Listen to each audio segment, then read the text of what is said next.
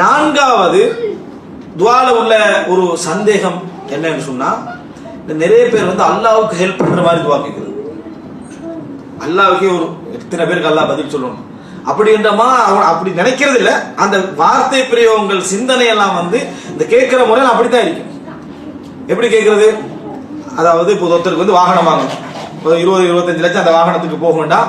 இவர் ஒரு 15 லட்சத்துக்கு கஷ்டப்பட்டு தேடி யா அல்லாஹ் 15 லட்சம் சரி, மற்ற 10க்கு நீ தான் ஹெல்ப் பண்ணணும். அப்ப இந்த 15 யார் ஹெல்ப் பண்ணது? இவருடைய பிரார்த்தனையில அல்லாஹ்வுக்கு இவர் ஒரு சின்ன ஒரு ஹெல்ப் பண்ண கொடுத்துட்டு 15 நான் அரேஞ்ச் பண்ணிட்டேன், மற்ற 10 நீ தான் என்ன செய்யணும், ஹெல்ப் பண்ணணும். யா அல்லாஹ் 15 அரேஞ்ச் பண்ணிட்டேன், மற்ற 10க்கு நீ தான் பொறுப்பு அப்படின்னு சொல்ற எத்தனை பேர் இருக்கிறான்?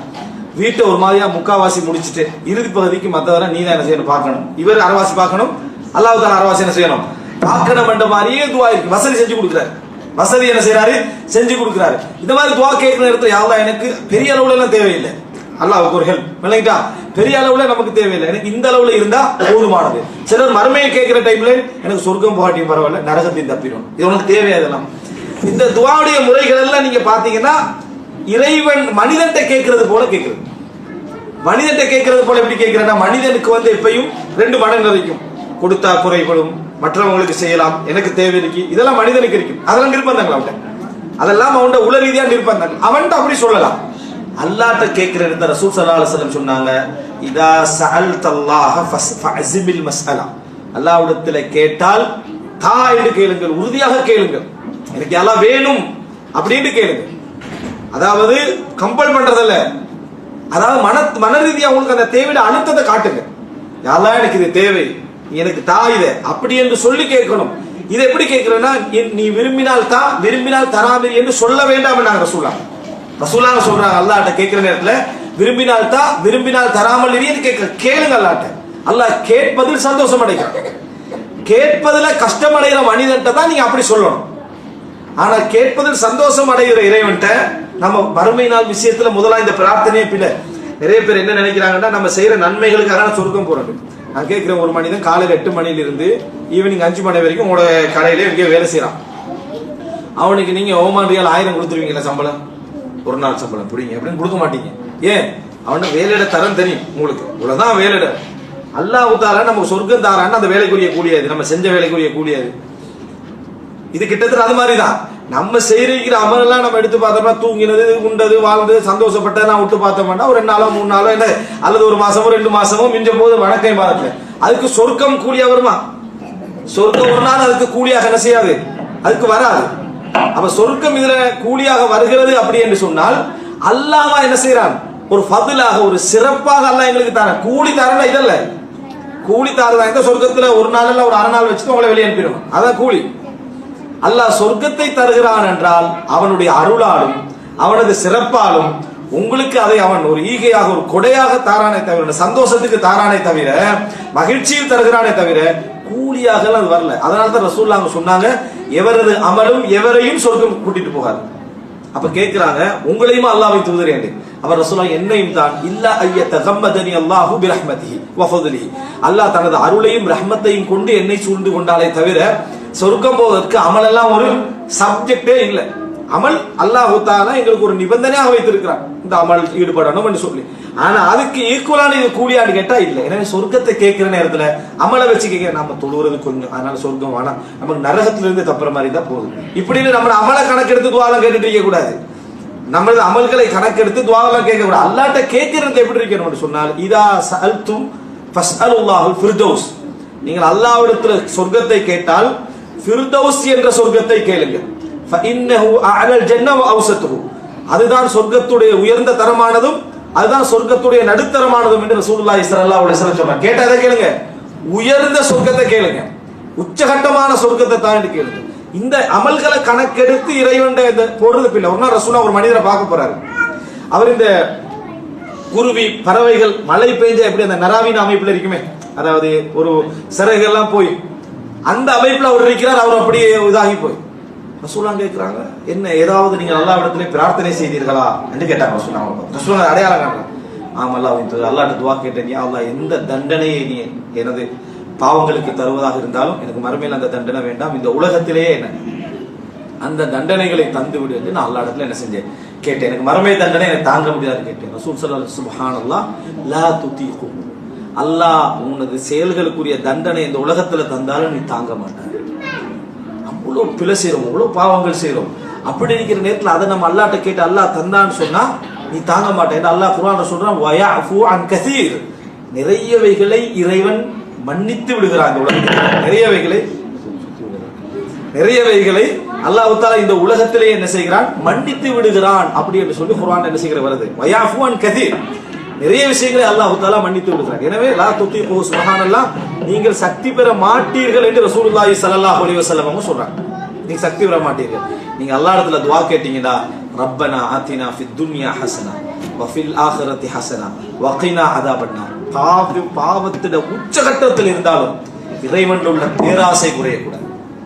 பாவத்திட உச்சகட்டத்தில் இருந்தாலும் இறைவனிட உள்ள பேராசை குறையவே கூடாது. இந்த மாதிரி இறைவனுக்கு நம்ம ஒரு உதவி செய்கிறோம் என்கின்ற அமைப்பிலான பிரார்த்தனைகள் இருக்கக்கூடாது. பாவத்திட உச்சகட்டத்திலையும் ரஹ்மத்துடைய நம்பிக்கை உச்சகட்டமாக என்ன செய்யணும், இருக்கணும். இல்லை என்றால் குஃப்ர். அது இப்ப ரசூலா ரப்பனா ஆத்தினா ஃபித் துன்யா ஹஸனா, உலகத்திலும் நல வைத்தா எனக்கு மறுமையிலும் நல வைத்தா, இதுதான் பிரார்த்தனையாக இருக்கணும். நீங்க தாங்க மாட்டீர்கள் என்று சொல்லி ரசூலுல்லாஹி ஸல்லல்லாஹு அலைஹி வஸல்லம் சொல்லி காட்டுகிறாங்க. எனவே அல்லாஹ்விடத்தில் நம்ம துஆ கேட்கிற நேரத்தில் இந்த அமைப்புல தான் துஆ இருக்கணும். எப்பொழுதும் அல்லாஹ்விடத்தில் துஆ கேட்கிற நேரத்தில் நம்ம ஒரு இது பண்றோம். இதனுடைய விளைவுகள்ல ஒன்றுதான் சின்ன விஷயங்கள் துஆ கேட்கறது. இதுக்கெல்லாம் போய் அல்லாஹ்ட்ட கேட்டுக்கிறாங்க. உதாரணமா செருப்பு வார அறந்துட்டேன்னு வைங்களேன், யா அல்லாஹ் இதை எனக்கு சீர் செஞ்சுதான் யாரும் கேட்கறது இல்லை. இதுக்கே போட்டு அல்ல பெரிய பெரிய விஷயங்களை தான் அல்லாட்ட கேட்கணும். சின்னதாக நம்மளே பார்த்துக்கலாம். அந்த மாதிரி என்ன இருக்குதா இல்லையா, இருக்குது. ரசூலுல்லாஹ் செருப்புவாரா இருந்தாலும் அல்லாட்ட தான் என்ன செய்வாங்க, துவா கேட்பாங்க. யுத்தகலம் என்றாலும் அல்லாட்ட துவா கேட்பாங்க. மறுமை என்றாலும் அல்லாட்ட தான் துவா கேட்பாங்க. நம்ம எப்படின்னா மனிதர்கள்ட்ட மாதிரி, அதாவது இதை போய் அவர்கிட்ட கேட்டுட்டு அந்த மாதிரியே நம்ம அந்த துவாவை வச்சுக்கிறோம். அப்படி துவாவை நம்ம சரியா விளங்கல எடுத்துக்க அதான் ஆதாரம். மனிதன்கிட்ட கேட்கிற மாதிரியே எல்லாம் கொண்டு போய்க்கிறோம். அதாவது நம்ம செருப்புவாரா இருந்தா கேட்பதில்லை. டயர் பஞ்சர் ஆயிட்டுன்னு வைங்களேன், அதை என்ன இன்னா லில்லாஹி வ இன்னா ராஜிஊன் அப்படின்னு சொல்லிட்டு இதை சீர்படுத்தணும், அவசரமா போகணும், அல்லாஹ் துவா கேட்கறது இல்லை. டயர் கார் இல்லாம போனா கேட்கலாம், டயர் பஞ்சருக்கு அல்லாஹ் துவா கேட்கறதா? இது மனிதனுடைய மனநிலை. எப்படி இந்த துவா அங்கீகரிக்க முடியும்? அல்லாஹ் சரியா விளங்கவே இல்லை. ஒவ்வொரு சின்ன காரியத்திலும் பெரிய அழிவு இருக்கிறது, ஒவ்வொரு சின்ன காரியத்திலும் பெரிய முடிவு இருக்கிறது. எனவே உங்களை பொறுத்த வரைக்கும் அது சின்னதாக இருக்கலாம், ஆனா அதன் மூலம் உங்களுக்கு மரணமே இருக்கலாம், அதன் மூலம் உங்களுக்கு வாழ்வே இருக்கலாம், அதன் மூலம் உங்களுக்கு வாழ்வே இருக்கலாம். உலகத்தில் அப்படி எத்தனை விஷயங்கள் இருக்கு, சின்ன சின்ன விஷயங்கள். வளமையாக ஒருத்தர் பிரயாணம் போறாங்க, 2 நாள் பிரயாணம், அவர் அந்த சீட்ல நடுவுலே தான் உட்கார்ந்துவார். ஒரு இடத்துல சுபஹ் தொழுதுட்டு ஓரத்துக்கு மாறுறார். அப்பதான் ஒரு ஆக்சிடென்ட் நடக்குது, அந்த ஓரத்துல உள்ளவர் இறந்து விடுகிறார். 2 நாள் நடுவுலையே உட்கார்ந்து வந்தாரு.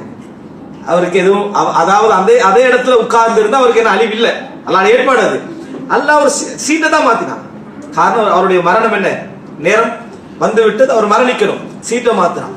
அவருடைய மரணம் சரியா சைடால வந்து அடிக்குது, அவரும் டிரைவரும் என்ன மரணித்து விடுகிறார்.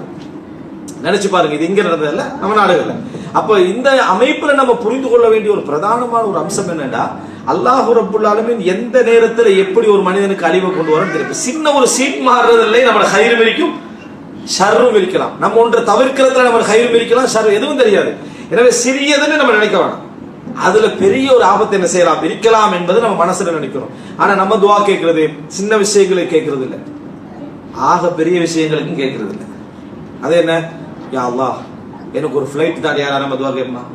கேட்க மாட்டேன். நம்மளோட சிலரி அதுக்கு போதாது. அப்ப அல்லாட்ட போய் அதை கேட்கறோம். சிலரிக்கு ஏற்ற மாதிரி தான் அல்லாட்ட துவா. எப்படி துவா இருக்கும், நம்ம சிலரிக்கு ஏற்ற, அதான் அல்லாஹ்வுக்கு ஹெல்ப் பண்ற மாதிரி துவா கேட்கறேன்னு சொல்லி நம்ம பிரார்த்தனை எல்லாம் நம்மளோட சிலரிக்கு ஏற்ற மாதிரி தான் இருக்கு. அந்த லெவலுக்கு வேணாம். ஒரு அது இந்த சிந்தனை எப்ப தோன்றுதுன்னா, ஒரு தடவை பில்கேட்ஸ் அவனோட ஓன் ஃபிளைட்ல இறங்கினான். அப்போ கொஞ்சம் பேர் பேச்ச பார்க்கணும், இப்படி எல்லாம் போறான்னு சொல்லுவான், நமக்கு கிடைக்குமா?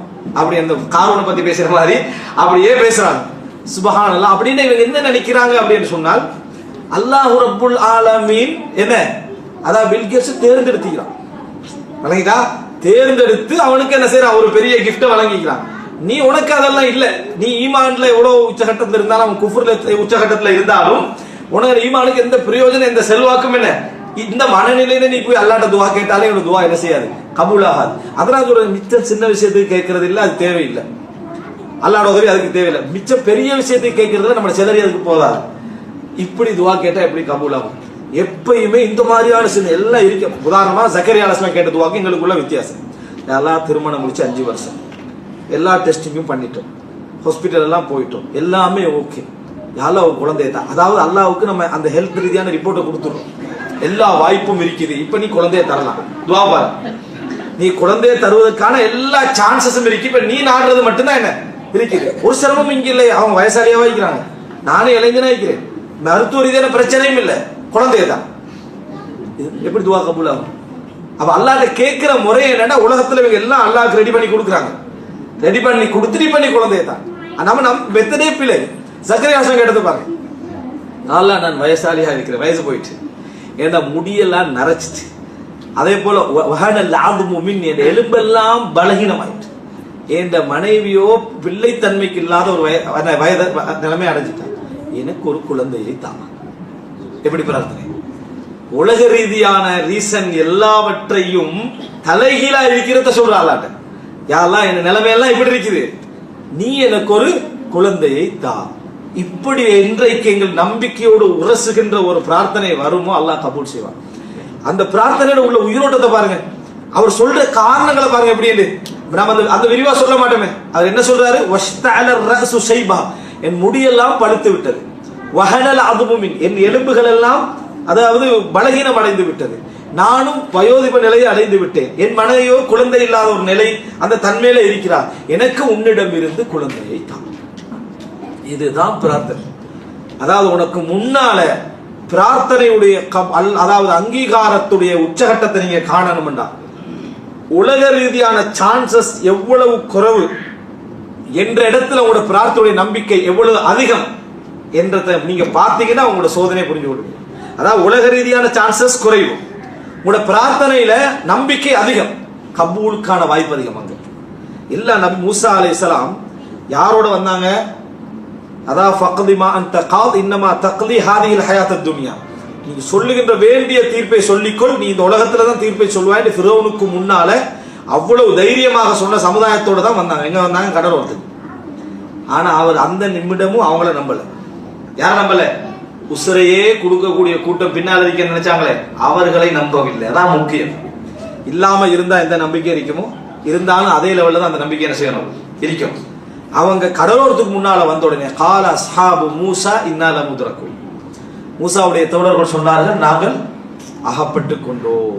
இப்ப பாருங்க, எதையும் சுமக்கிறதுக்கு ரெடியாக இருந்தவங்க இறைவனுடைய அந்த என்னது சுண்ணத்தை புரிஞ்சு கொள்ளல. வித்தியாசம் விளங்குங்க. மனிதர்கள் 2 வகை, அறிஞர்கள் 2 வகை. ஆலிமுன் பிஷரீஅத்தில்லாஹ், அல்லாஹ்வுடைய ஷரீஅத்தை அறிந்தவர்கள், கூடும் கூடாது ஹராம் ஹலால் இது நடக்க இந்த மாதிரி சப்ஜெக்ட்கள் அறிந்தவர்கள், வாஜிப் சுன்னத் அறிந்தவர்கள். இன்னும் ஒரு சிலர் ஆலிமும் பில்லாஹ், அல்லாஹ்வை அறிந்தவர்கள்.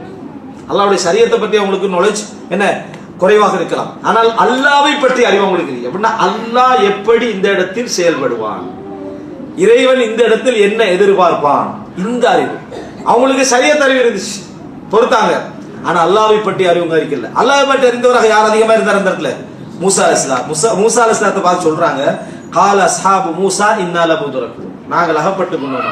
மூசா அலைஹிஸ்ஸலாம் கல்லா, அவ்வாறு இல்லை, இன்னமா ரப்பி சயஹ்தீன், என்னோடு எனது இறைவன் இருக்கிறான், அவன் வழிகாட்டுவான். இந்த நம்பிக்கை கடலுக்கு முன்னால வந்துச்சு, கடலுக்கு முன்னால வந்துச்சு. ஏற்கனவே அவர் பயன்படுத்திய தடி இருந்துச்சு, ஆனா தடியில அவருக்கு நம்பிக்கை என்ன செய்யல, இருக்கவில்லை. அல்லாஹ் சொன்ன பின்னால்தான் அந்த கடல்ல என்ன செய்யறாரு. அதுக்கு பின்னாலையும் கடல்ல இந்த தடியை அடிங்கன்னு சொன்ன நேரத்துல உண்மையிலே கடல்ல தடியை அடிப்பதற்கும் தீர்வுக்கும் சம்பந்தம் இல்லை. ஒரு பெரிய பெரும் கடல்ல தடியை கொண்டு போய் போடுறதுக்கு தீர்வுக்கு என்ன சம்பந்தம்? ஆனா படைத்த ரப்புல் ஆலமீன் வார்த்தையில உள்ள அந்த நம்பிக்கை. எனவே நாங்க இந்த விஷயத்தில், அதாவது அல்லாஹ்விடத்துல துஆ கேட்கிற நேரத்தில் உலக ரீதியான காரணங்களை நாங்கள் சரிப்படுத்தி கொடுத்து விட்டோம் என்ற அமைப்பில் என்ன செய்யக்கூடாது, அல்லாஹ்விடத்துல பிரார்த்திக்க கூடாது. இருந்ததோ இருக்கிறது, ரீசன் அமைஞ்சதோ அமையலையோ, உனக்கு தேவை துஆ கேட்க வேண்டியது. ரப்பி ஹப்லி முல்கன் லா யம்பகி லி அஹதின் மின் பஅதி, எனக்கு பின்னால் எவருக்கும் கிடைக்காத ஒரு ஆட்சியை தான். யார் கேட்டது? சுலைமான் அலைஹிஸ்ஸலாம். கேட்கறதுக்கு ஏதாவது ரீசன் வேணுமா? ரீசன் தேவை. அவர் கேட்டார், எனக்கு தான் ஆட்சி எப்படி தரணும், உலகத்துல எவருக்கும் இல்லாத ஒரு ஆட்சியை தான் என்று சொல்லி அல்லாஹ்விடத்துல பேராசையுடைய உச்சகட்டத்தில் என்ன செய்யலாம். யார் கேட்டாரு? அதாவது சுலைமான் இஸ்லாம் கேட்டது நாம் என்ன செய்யணும் பார்க்கிறோம். அப்ப பேராசை உச்சாட்டம் கேட்கிறது யார்ட்ட? அல்லாஹ்ட்ட.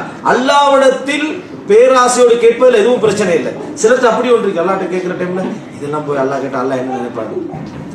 உதாரணமா, யாழ்லா எனக்கு பெரிய மாளிகை வேணும், வீட்டுல உள்ள ஒவ்வொருவருக்கும் நிறைய வாகனம் வேணும், அல்லாஹ் நம்மளையே பார்த்து பேராசை பிடிச்சவனா நினைச்சுவோம். அவ்வளோ நோமலான் முடிந்தா போதும், ஒரு வாகனம் இருந்தா போதும். பாருங்க துவாட மெத்தட. இவர் வந்து மனுஷன் கேட்கிற மாதிரி நினைக்கிறார். பேராசை பிடிச்சவன் நீ என்றது அல்லாஹ்க்கு தெரியும். ஏற்கனவே நீ இதை மறைச்சு என்ன பிரயோசனம்? மனிதன் பேராசை பிடித்தவன் என்றது அந்த பேராசை அல்லாஹ் தான் ஆக்கிக்கிறான்னு தெரியும். ஒரு செய்தி வருது சஹீஹ் முஸ்லிம்ல, ரசூல் ஸல்லல்லாஹு அலைஹி வஸல்லம் சொல்றாங்க, சொர்க்கவாதிகள் ஒருவர் அல்லாஹ்ட்ட கேட்பார், யா அல்லாஹ் எனக்கு விவசாயம் செய்யணும், சொர்க்கத்துல எனக்கு விவசாயம் செய்யணும். பாருங்க மனுஷன் ஆசை. மனிதனுக்கு அப்படி நல்ல மாளிகை இருந்தா என்டிக்கு சேர்த்து வீட்டுல போய் தீர்த்துவாங்க. மனைட்டா சேத்து வீட்டுல இருந்தா சேரால கட்டின வீட்டுல இருந்தா எனக்கு மாளிகை வேணும் மட்டும். அதான் மனிதன் பிரச்சனையே. மாளிகை வீட்டுல இருந்தா என்டிக்கான வீடா இருக்கு, நல்லா இருக்குது, ஓலை வீட்டுக்குள்ள போய் 2 நாள் எடுத்துட்டு வருவான். அவனோட பிரச்சனை அதுதான். ஆனா அந்த வீடு இருந்தா எனக்கு மாளிகை கிடைச்சா நல்லா இருக்கும், இங்க வருவான். அவனுக்கு நிம்மதியே இல்லை. இதான் மனிதன். இதே மாதிரி சொர்க்கத்துல உள்ள சொர்க்கத்துல உட்கார்ந்துக்கிட்டு எனக்கு விவசாயம் செய்யணும் அப்படின்னு அல்லாஹ் கேட்பான். அப்படி ஒரு தேவையே இல்லாம உனக்கு நான் வைக்கலையா இந்த சொர்க்கத்துல? நீ விவசாயம் செஞ்சு கஷ்டப்பட்டு உழைக்கிற ஒரு தேவை உனக்கு நான் என்ன செய்யல, வைக்கவில்லையான்னு அல்லாஹ் தஆலா கேட்பான். இல்ல அல்ல எனக்கு செய்யணும், எனக்கு விவசாயம் வந்து அப்படி செஞ்சு சொர்க்கத்திலே விவசாயம் செஞ்சு பார்க்கணும் அப்படின்னு அவருக்கு யோசனை. சொர்க்கம் வைப்பேன் காலத்தால ஸ்பீட் அல்லாஹ் தஆலா அனுமதியை கொடுப்பான். இவர் விதையெல்லாம் எடுத்து வயல்ல என்ன செய்யறாரு, தூவிட்டு திரும்பினீங்களா பார்த்தா எல்லாம் நெல் என்னது விவசாயம் வேகமா வளர்ந்துட்டு இப்படி பார்த்துட்டீங்களா பிரமிச்சு போய் என்ன டைம் எடுக்க அங்கே போய்க்கலாம் வேண்டாது, அது வளர்ந்துச்சு. அதான் சொர்க்கத்துடைய இயல்பு. அப்ப அல்லாஹ் தஆலா சொல்வான், யப்ன ஆதம், ஆதமுடைய மகனே, லா யுஸ்பிஉக ஷை, உன்னை எந்த ஒன்றும் திருப்திப்படுத்த முடியாது. நீ சஹீஹ் முஸ்லிம்ல உன்னை சொர்க்கம் வந்தாலும் நீ என்ன செய்ய மாட்டாய், திருப்தி அடைய மாட்டாய் அல்லாஹ் சொல்லுவான்னு சஹீஹ் முஸ்லிம்ல வருது. லா யுஸ்பிஉக ஷை, எந்த ஒன்றும் உன்னை திருப்திப்படுத்த முடியாது. இதை சொன்ன உடனே இப்ப இது வந்து அல்லாவோட ஒரு கொஞ்சம் உரையாடின மாதிரி ஒரு சப்ஜெக்ட் தானே. அல்லாஹ் வானாண்ட மோதல்ல, ஆனா அந்த ஒரு ஆசையை திருப்பி கேட்ட மாதிரி. அதனால கிராமப்புற வாசிகள் பார்த்தாங்க, இது வந்து அன்சார்களா தான் இது வரைக்கும் இப்படி கேட்டதுன்ட்டான் ரசூலுல்லாஹ் சொல்றாங்க, இந்த கேட்டது அன்சார்களா தான். ஏன்னா அவங்க தான் விவசாயிகள், அவங்க தான் விவசாயிகள். அப்படி என்ன அந்த கிராமப்புற வாசிகள் சொல்ல ரசூலுல்லாஹி ஸல்லல்லாஹு அலைஹி வஸல்லம் சிரித்தார்கள் என்ற செய்தி என்ன செய்து சஹீஹ் முஸ்லிம்ல வருது. நாங்களாம் இப்படி கேட்டிக்க மாட்டோம், அன்சார்கள் தான் இந்த என்ன கேட்டிருப்பாங்க அப்படி என்று சொன்னாங்க. ரசூலுல்லாஹ் அதை கேட்டு என்ன செய்தார்கள், சிரித்தார்கள். இது ஒரு அழகான உரையாடல். ரசூலுல்லாஹ் சொல்றாங்க, சொர்க்கத்தில் கூட மனிதனுடைய மனம். அப்ப அல்லாஹ் நம்முடைய பேராசையை அறிந்தவன், நமது பேராசையுடைய உச்சகட்டத்தை அறிந்தவன். மனிதன் பேராசையை க்ளோஸ் பண்ணிக்கிறது காரணம் மத்த பிரச்சனைகளால இல்லைன்னா அது தானா என்ன வந்துகிட்டே இருக்கும்படி தெரியும். அல்லாட்ட பேராசையை கொட்டணும் ஒருவர். அல்லாட்ட இதை கேட்கறது ஒரு மிகப்பெரிய கோடீஸ்வரன் கேட்கிற அவனுக்கு எது கேட்டாலும் இந்த தாரண்டா என்ன செய்வோம், அவன் டோட்டல் சொத்தை நமக்கு எடுக்கிற மாதிரி பார்க்கத்தான் நம்ம ட்ரை பண்ணுவோம். அவ்வளோ ஒரு பகுதி நம்ம உள்ளத்துல இருக்கும். அப்படி ஒரு பேராசையோட அல்லாஹ்வுக்கு முன்னாடி நமக்கு எப்படி இருக்கணும்னா, எதை கேட்கறது அப்படின்ற அளவுல நமக்கு பேராசை என்ன செய்யணும், கேட்கணும். அல்லாட்ட போய் அல்லாஹ் நம்மள என்ன நினைப்பா, அதனால கொஞ்சம் நோமலா கேட்போம். இந்த இப்படி கேட்கிறதே நமக்கு என்ன செய்யாது, துவா கபூல் ஆகாது என்பது நம்ம என்ன செய்ய வேண்டும், புரிந்து கொள்ள வேண்டும். எனவே இது துவாக்களோடு சம்பந்தப்பட்ட மிக பிரதானமான ஐயங்கள். கடைசியான ஒரு ஐயம் என்ன அப்படின்னால், எப்படி இந்த துஆவை அல்லாஹ் தஆலா கபூல் செய்கிறான் என்பது நிறைய பேர் விளங்குது. அல்லாஹ் தஆலா துஆவை கபூல் செய்வதாக வாக்களித்திருக்கிறான். கேட்டா உண்மையிலே நாங்கள் அவசரப்படாமல் இஹ்லாஸோடு முழுமையாக அல்லாஹ்வோட நம்பிக்கை வைத்து, தமஅன் பேராசையோடு, ரஹபன் அச்சத்தோடு அல்லாஹ்விடத்துல நாங்க வந்து துஆ கேட்டோம்னா, நம்ம துஆ கேட்ட உடனே அல்லாஹ் அங்கீகரிச்சிருவான். உடனே எப்ப அல்லாஹ் தஆலா என்ன சொன்னா, இதா சஅலக இபாதி அன்னி ஃபஇன்னி கரீபுன் உஜீபு தஅவத தாஇ இதா தஆனி, எனது அடியார் என்னை பத்தி கேட்டால் நான் பக்கத்திலே தான் இருக்கிறேன், அவர் பிரார்த்தித்தவுடன் நான் உடனே கபூல் செய்வேன் என்று குர்ஆன் வசனம் சொல்லுது. அப்ப அர்த்தம் என்ன, நம்ம முறையாக பிரார்த்தித்தால் அல்லாஹ் கபூல் செஞ்சிட்டான்னு அர்த்தம், உடனே கபூல் செஞ்சிட்டான்னு அர்த்தம். ஆனா எப்படி கபூல் செஞ்சான், எப்படி கபூல் செஞ்சான்றதுக்கான அடையாளம் என்ன, இதுதான் நிறைய பேருடைய பிரச்சனை. நிறைய பேருடைய சிக்கல் என்னன்னா, அல்லாஹ்ட்ட துஆ கேட்டா கபூல் எப்படி செய்யணும்ன்றதுக்கு அவர் ஒரு சிஸ்டம் வச்சுக்கிறார். அந்த சிஸ்டம் படி நடந்தா தான் கபூல். உதாரணமா, அல்லாஹ் என் பொருளாதாரம் முன்னேற, என் பிசினஸ் எல்லாம் முன்னேற, நம்ம சும்மாட தொழுட்டு துவா கேட்டுட்டு வெள்ளிக்கிழமை சூரத்துல் கஃப்லாம் ஓதிட்டு காலை திக்கெல்லாம் ஓதிட்டு பிஸ்மில்லாஹ் என்ன ஆரம்பிக்கும். நோக்கம் என்னன்னா, இன்றைக்கு நம்ம கேட்டு வந்துட்டோமா, கடை கொட்டோ அண்டைக்கு பார்த்து கடையில உரியாவரும் இல்லை, உட்கார்ந்துட்டு வேறவா செக்கு கொடுத்தவன்லாம் வந்து ஓன் அடிக்கிறான். ஆனா நம்ம துவா கேட்டோமே, வேற சுருத்துருக்கோம், வேற ஒதுனோம், காலையில வந்து அந்த கேட்டோம், தான தர்மங்கள் செஞ்சோம், எந்த ஒன்று நமக்கு என்னது இதாகலை. நம்ம இவ்வளவு நாள் துவா கேட்கிறோமே, துவா கேட்கறதா பக்கத்துல தான் நிற்கிறான், அவனுக்கு சும்மா நான் வட்டி எடுத்துருக்கிறான், அவனுக்கு அந்த மாதிரி கொட்டுது. இது நிறைய பேர் சந்தேகம் உள்ளத்துல, இவ்வளவு கேட்டு வந்து இப்படி இருக்கிறோம். அன்றைக்கு பார்த்து தொழுது எல்லாம் செஞ்சுட்டு அதான் அந்த பிரயாணம் சலாமத்தா இருக்கணும், அடிச்சு விட தூண்ல கொண்டு வண்டியை. துவா கேட்டு வந்தது அன்றைக்கு சலாமத்தான பிரயாணத்துக்கு நடந்தது. வளமையா போறதை விட எக்ஸிடென்ட். ஒருத்தர் துவா கேட்கிறார், யா அல்லாஹ், எனக்கு என் மகளுக்கு ஒரு திருமணம் பேசிக்கிறோம், அந்த திருமணம் ஹைராக நடக்கும், கணவன்லாம் அமைச்சிட்டார். இப்படி அல்லாஹ்ட்ட இஹ்லாஸா துவா கேட்டு முடிஞ்சு அடுத்த நாள் திருமணம் ரத்து. துவா கேட்டு முடிஞ்சுது, திருமணம் கேன்சல் ஆயிட்டு. துவா கேட்காதவங்க கல்யாணம் எல்லாம் நல்லா நடந்துருக்கு. துவா கேட்கிற நம்மளோட நிலைமை இப்படி இருக்குது. இது இது என்னடா, ஒவ்வொருத்தரும் அந்த துவா கபூல் செய்யறதுக்கு ஒரு ரூட் வச்சுக்கிறான். நாங்க இந்த துவா செஞ்சுட்டு வந்தா பொட்டி நிரம்பணும், பேங்க்ல வந்து கிரெடிட் ஆகணும், இதுதான் அல்லாஹ் கபூல் செய்யற விதம். அல்லாஹ் கபூல் செய்யற விதம். இது நடக்கலன்னா அவர் என்ன நினைக்கிறாருன்னா கபூல் ஆகல. இதுதான் நம்மளோட பிரச்சனை, இதுதான் நம்மளோட பிரச்சனை. அல்லாஹ் ரப்புல் ஆலமீனை பொறுத்த வரைக்கும் அவன் கபூல் செய்வதற்கான அற்புதமான சிஸ்டம் இருக்கு இந்த உலகத்தில். அதெல்லாம் நம்மள மனிதன் சில பொழுதுகள்ல புரிந்து கொள்ள மாட்டான். நிச்சயமாக அல்லாஹ்வுடைய சுன்னத்தை விளங்கிய நபிமார்களுடைய துவாக்களை அல்லாஹ் கபூல் செய்த விதங்களை படித்த ஒரு மனிதன் துவா கேட்ட பின்னால மழையளவு நம்பிக்கையோட தான் இந்த உலகத்தில் நடந்து போவான். அவனுக்கு முன்னால 1000 கஷ்டங்களும் துன்பங்களும் துவாவுக்கு பின்னால வந்தாலும் அவனோட உள்ளத்துல ஒரு உறுதி இருக்கும், அல்லாஹ் கபூல் செய்வதற்கான அடையாளங்கள் என்ற எண்ணம் இருந்துகிட்டே இருக்கு. நீங்க நல்லா துவா செஞ்ச பின்னால எந்த சிஸ்டத்தை தலையில வச்சுக்கிற கூடாது. இப்படித்தான் கபூல் ஆகணும், இப்படித்தான் கபூல் ஆகணும், இப்படித்தான் கபூல் ஆகணும், இது நடந்தா தான் கபூல் வைக்க கூடாது. எல்லாத்தையும் எடுத்துக்கணும். எடுத்துட்டு அல்லாஹ்ட்ட கேட்ட துவா நான் இஹ்லாஸா கேட்டீங்க, உண்மையாக கேட்டிருக்கிறேன், நிச்சயமா அல்லாஹ் கபூல் செய்வேன், நான் திருப்பி திருப்பி கேட்பேன் என்ற உணர்வுக்கு பின்னால் நீங்க வெளியே போறீங்க. உங்களுக்கு உலகத்துல நடக்கிற ஒவ்வொரு சின்ன சின்ன மாற்றங்களும் உங்களுக்காக நடக்கிற மாதிரி இருக்கு. ஒரு ஈமானிய பார்வையில பாத்தீங்கன்னா, ஒரு ஈமானிய பார்வையில மாத்தீங்கன்னா எங்கேயோ நடக்கிற விஷயமா இருக்குமா, உங்களுக்கும் அந்த பிரச்சனைக்கு எந்த சம்பந்தம் இருக்காது. ஆனா நீங்க துவா அல்லாஹ்வுடைய நெட்வொர்க் இருக்குது, ஒவ்வொரு படைப்பை இன்னொரு படைப்புடைய மாற்றத்தினால சம்பந்தப்படுத்தி வச்சுக்கிறோம்.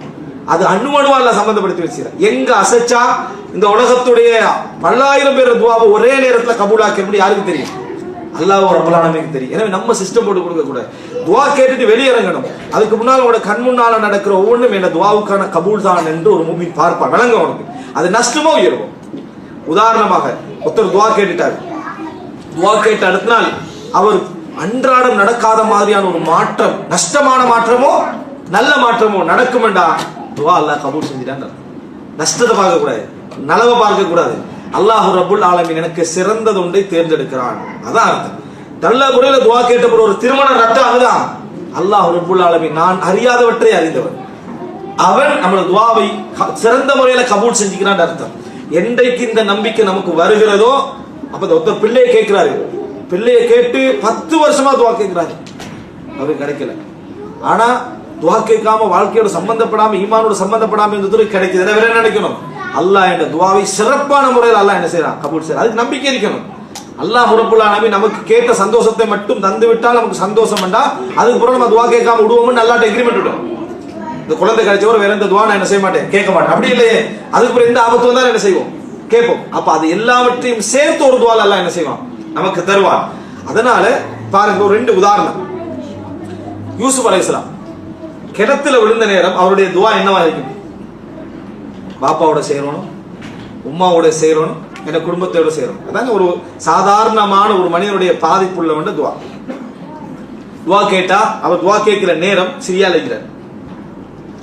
சிரியாவுடைய அவர் வாழ்ந்த பிரதேசத்துடைய ஒரு காட்டு பகுதியில் இருக்கிறார். அப்படின்னா கொஞ்சம் டிஸ்டன்ஸ் இருக்கு.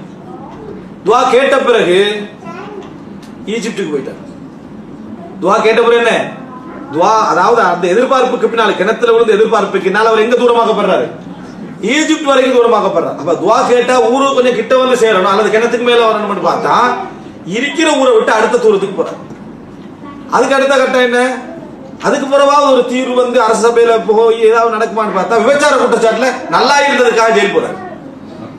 குற்றம் செஞ்சதா இருக்கல, நல்லா இருந்ததுக்காக அநியாயமான விபச்சார குற்றச்சாட்டுல ஜெயிலுக்கு போறாங்க. இந்த இடத்துல நம்மளே நினைச்சுப்பாங்க, எங்களை நம்ம வந்து ஒரு 12-13 வயசுல கடத்தப்பட்டோம்.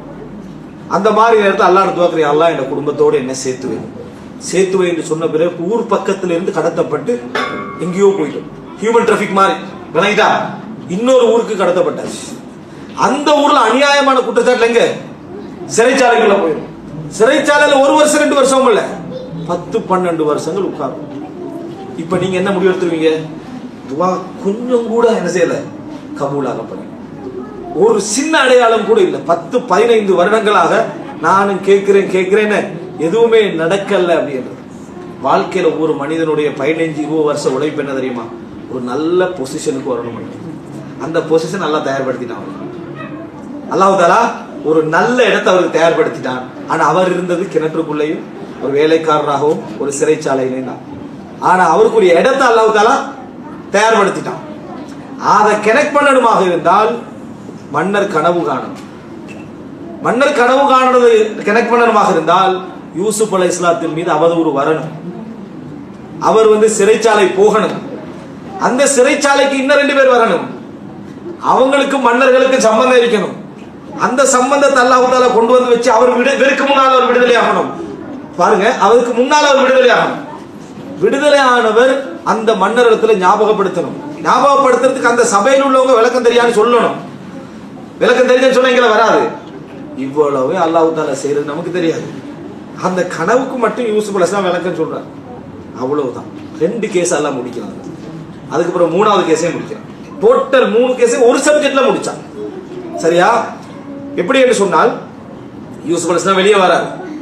ஆனால் வெளியே வர முடியாதுன்றார். ரசூல் ஸல்லல்லாஹு அலைஹி சொல்றாங்க, யூசுப் அலைஹிஸ்ஸலாத்திடத்தில் வந்த அழைப்பாளர் என்னிடத்திலே வந்திருந்தால் நான் உடனே பதில் சொல்லி வெளியே போய்ப்பேன். அவ்வளவு காலம் சிறைச்சாலையில வாடிக்கொண்டிருக்கிற டைம்ல எனக்கு கனவுக்கு வந்து விளக்கம் சொல்லுங்க மன்னர் சொன்னா நம்ம அந்த விடுதலை நோக்கி தான் ஓடுவோம். ஆனா யூசுப் அலைஹிஸ்ஸலாம் என்ன கேட்டாருன்னா, கைகளை வெட்டி கொண்ட பெண்கள் என் மீது விபச்சாராவதும் இதனுடைய ரிசல்ட் என்ன? அது தெரியாம நான் வெளியே வர மாட்டேன்.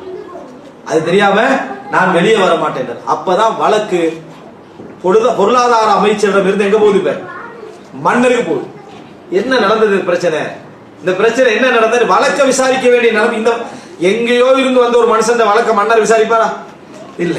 டிமாண்ட் பண்றாரு, நான் விளக்கம் சொல்லணுமாக இருந்தா ஏன் இந்த வழக்க விசாரிங்க. மன்னர் கேட்கிறாரு என்ன பிரச்சனை அப்படின்னு.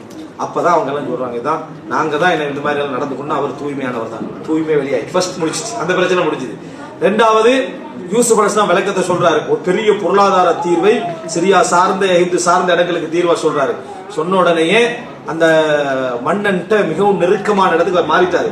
அப்ப யூசுப் அலைஹிஸ்ஸலாம் கேட்கிறார், ஜஅல்னி அலா ஹஸாயினில் அர்த், என்னை பொருளாதாரத்துக்கு பொறுப்பாக ஆக்குங்க, நான் நல்ல முறையில பாதுகாத்துக் கொள்ளும். உடனே மன்னர் என்ன செய்யறாரு? அந்த இடத்தை நியமிக்கிறார். இதுக்கு தான் ஒரு மனுஷன் வெளியே பாடுபடுவான், இதுக்கு தான் உழைப்பான், இதுதான் கஷ்டப்படுவான். நீ சிறைச்சாலையில இருக்கு, நான் தயார்படுத்துறேன். உண்ட மனநிலை பெரிய போராட்டத்தோட பெரிய ஒரு தயார் நிலையோட நீ வெளியே வருவான். வந்தா அந்த இடத்துக்கு அவர்களை கொண்டு வர வைக்கிற யாரு? அல்லாஹ் ரப்பல் ஆலமீன். அப்ப அங்க என்ன வரணும்? பஞ்சம் வரணும். மன்னர் கனவுக்கும் யூசுப் அலைஹிஸ்ஸலாத்திர சிறைச்சாலைக்கும் அவர்களுடைய என்ன பஞ்சத்துக்கும் எப்படி இந்த லிங்கை ஏற்படுத்துவது இருக்கிறது? படைத்த ரப்புல் ஆலமீனுடைய ஏற்பாடு. எனவே துஆ கேளுங்க, கபூல் அல்லாஹ் தஆலா என்ன செய்ய பார்த்துக்குவார். ரசூலுல்லாஹி ஸல்லல்லாஹு அலைஹி வஸல்லம் கபூல் செஞ்ச முறையை சொல்லுவாங்க. துஆ கேக்குறாங்க, ரசூலுல்லாஹ் சுஜூத்ல இருக்கிறாங்க. அபூ ஜஹல் வந்து என்ன அந்த அதாவது ஒட்டக குடலெல்லாம் போடப்பட்டு ரசூல் ஸல்லல்லாஹு அலைஹி வஸல்லம் செய்றாங்க. ஒரு வேதனையில என்ன யா அல்லாஹ் அலைக பி அபி ஜஹல் உத்பா ஷைபான் சொல்றாங்களே, இவர்கள் எல்லாரும் நீ கவனித்துக் கொள்ளணும். ஊர்ல உங்களுக்கு ஒரு அநியாயம் நடக்குது, நல்ல ஒரு கொள்கையில் இருக்கிறதால உங்களுக்கு ஒரு அநியாயம் நடக்குது. அநியாயம் நடந்து நீங்க துஆ கேட்கிறீங்க, அல்லாஹ் இவர்களை நீ கவனித்துக் கொள்ளு. கேட்டு 10 வருஷத்துல ஊரை விட்டு உங்களே அனுப்பிடுறாங்க.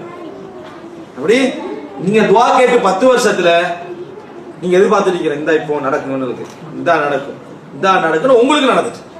என்ன ஊடும் இல்ல ஒண்ணும் இல்ல, நடு ரோட்ல ஊரை விட்டு வெளியே போறீங்க. நீங்க என்ன முடிவு எடுப்பீங்க? நான் துஆ கேட்டு இவ்வளவு அநியாயம் நடந்தும் ஒண்ணுமே கபூலாகலைன்னு நமக்கு வருமா? வராது, வரும். ஆனா ரசூல் ஸல்லல்லாஹு அலைஹி வஸல்லம் அப்படி நினைக்கல.